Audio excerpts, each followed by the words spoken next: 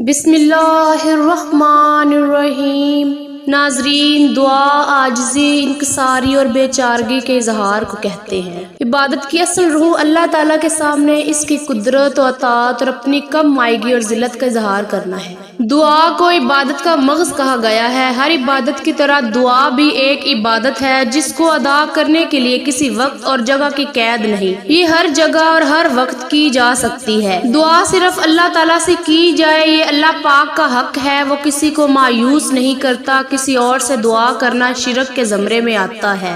دعا ان اہم عبادات میں سے ہے جن کا اللہ تعالیٰ نے اپنے بندوں کو حکم دیا ہے، اور اللہ تعالیٰ نے دعا کی قبولیت کا وعدہ کیا ہے اور اس سے اعراض کرنے والوں کو وعید سنائی ہے۔ تمہارے رب نے کہا، مجھے پکارو، میں تمہاری پکار کو قبول کروں گا۔ اللہ تعالیٰ کے ارشاد کا مفہوم ہے، تمہارے رب نے کہا، تم مجھ سے دعا کرو، میں تمہاری دعا قبول کروں گا۔ یقین مانو، جو لوگ میری عبادت سے خود سری کرتے ہیں وہ ذلیل ہو کر جہنم میں پہنچ جاتے ہیں۔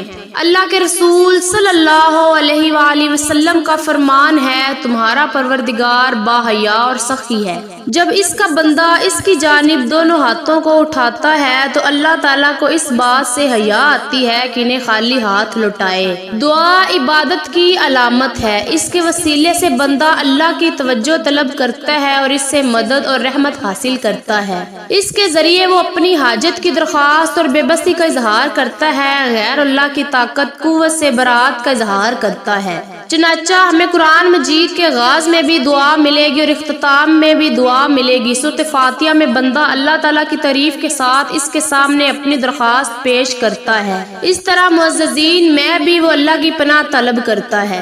فضیلت دعا کے بارے میں نبی کریم صلی اللہ علیہ وآلہ وسلم کا ارشاد ہے، دعا سراسر عبادت ہے، دعا اللہ تعالیٰ کے نزدیک تمام چیزوں سے بہتر ہے۔ حضرت ابو ہریرہ رضی اللہ تعالیٰ عنہ سے روایت ہے کہ نبی کریم صلی اللہ علیہ وآلہ وسلم نے فرمایا، کوئی چیز اللہ تعالیٰ کے نزدیک دعا سے بہتر نہیں۔ دعا سے مسلمانوں کے باہمی تعلقات استوار ہوتے ہیں۔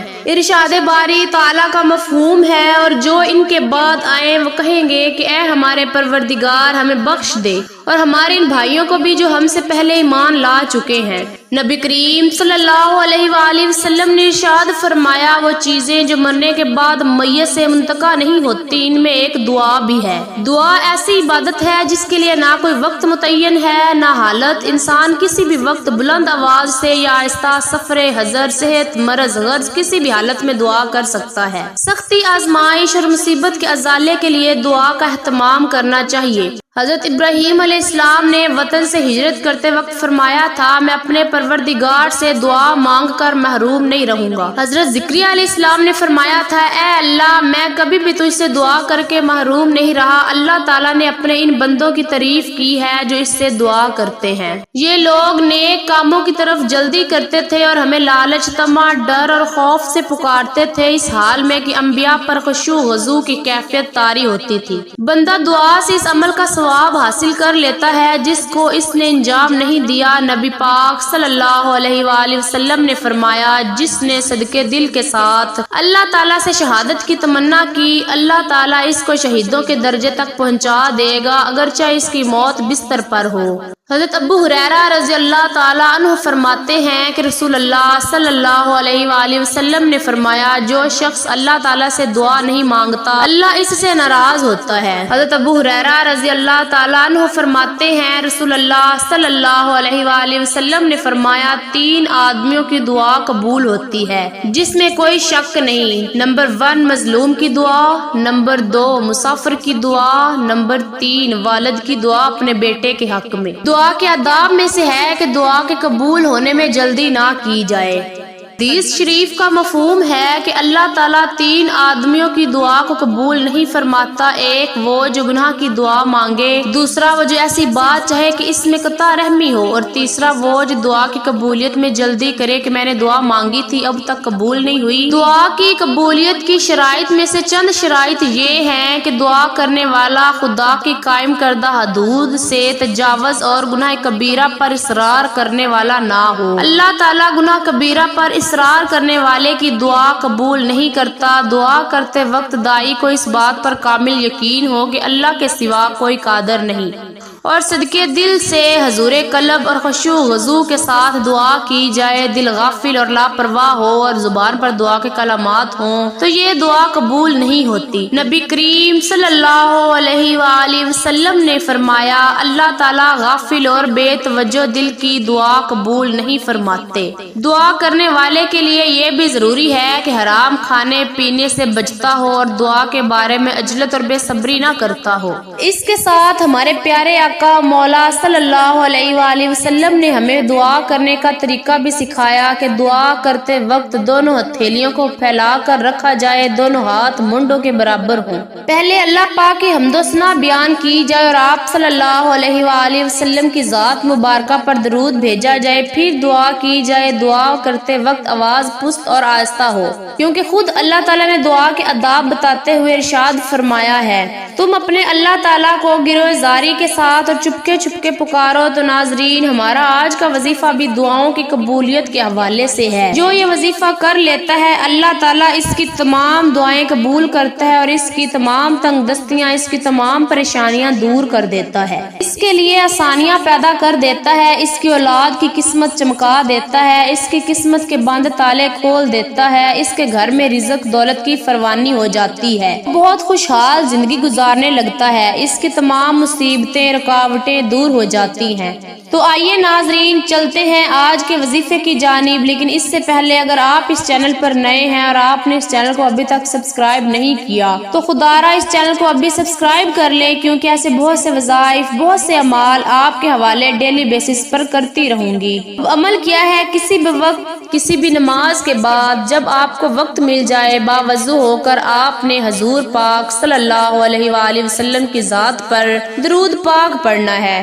درود پاک آپ کوئی سا بھی پڑھ سکتے ہیں، آپ صلی اللہ علیہ وآلہ وسلم پڑھ لیں یا پھر آپ صلی اللہ علیہ محمد پڑھ لیں، لیکن بہتر تو یہ ہے کہ آپ درود ابراہیمی پڑھ لیں، کیونکہ اس کی فضیلت بہت زیادہ ہے۔ ثواب کے لیے ایک مرتبہ میرے ساتھ بھی پڑھیے گا تاکہ ثواب ہو۔ اللہم صلی علی محمد وعلی آل محمد کما صلیت علی ابراہیم وعلی آل ابراہیم انک حمید مجید۔ اللہم بارک علی محمد وعلی آل محمد کما بارکت علی ابراہیم وعلی آل ابراہیم انک حمید مجید۔ درود پاک پڑھنے کے بعد اب آپ نے اپنی آنکھوں کو بند کرنا ہے اور اپنے مقصد کی نیت کرنی ہے۔ ہر انسان کا مقصد الگ ہے، ہر انسان کی حاجت الگ ہے، ہر انسان کی خواہش الگ ہے۔ آج جس کو جو چاہیے، جتنا چاہیے، جیسا چاہیے، اپنے تمام مقاصد کی نیت کیجیے گا۔ اگر آپ اپنا ذاتی گھر چاہتے ہیں تو گھر مانگ لیں، اگر آپ اپنے من پسند گاڑی چاہتے ہیں تو گاڑی مانگ لیں،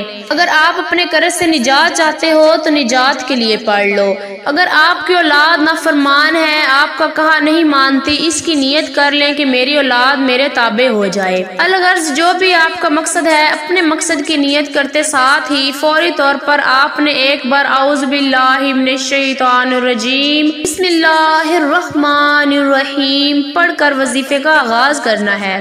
سب سے پہلے نمبر پر آپ نے سورہ کوثر پڑھنی، سورہ کوثر کی تلاوت سماعت فرما لیں۔ بسم اللہ الرحمن الرحیم انا اعطیناک الکوثر فصلی لربک وانحر ان شانئک ھو الابتر۔ سورہ کوثر آپ نے 10 بار پڑھنی ہے۔ پھر دوسرے نمبر پر آپ نے جو وظیفہ پڑھنا ہے وہ وظیفہ یا اللہ یا رحمان یا رحیم کا وظیفہ ہے۔ یہ وظیفہ آپ نے کیسے پڑھنا ہے اور کتنی بار پڑھنا ہے ذرا توجہ کیجیے گا۔ یا اللہ یا رحمان یا رحیم ایک بار ہو گیا، یا اللہ یا رحمان یا رحیم 2 بار ہو گیا، یا اللہ یا رحمان یا رحیم 3 بار ہو گیا۔ اس طرح سے آپ یا اللہ یا رحمان یا رحیم کو ہاتھ کی انگلیوں پر پڑھ لیں یا پھر تسبیح کے دانوں پر پڑھ لیں۔ آپ نے صرف 11 بار پڑھنا ہے۔ اب اس کے بعد تیسرے نمبر پر اور آخری نمبر پر جو وظیفہ آپ نے پڑھنا ہے وہ وظیفہ ایک قرآنی آیت کا وظیفہ ہے، اور یہ قرآنی دعا بھی ہے جسے ہم نماز کے اندر بھی پڑھتے ہیں۔ وہ قرآنی دعا یہ ہے، رب اجعلنی مقیم الصلاۃ ومن ذریتی ربنا وتقبل دعا، ربنا ربنا اغفر لی ولوالدی وللمؤمنین یوم یقوم الحساب۔ اس قرآنی دعا کو آپ ہاتھ کی انگلیوں پر پڑھ لیں یا آپ تسبیح کے دانوں پر پڑھ لیں، آپ نے صرف 100 بار پڑھنی ہے، یعنی ایک مکمل تسبیح آپ نے اس آیت مبارکہ کی لازمی پڑھنی ہے۔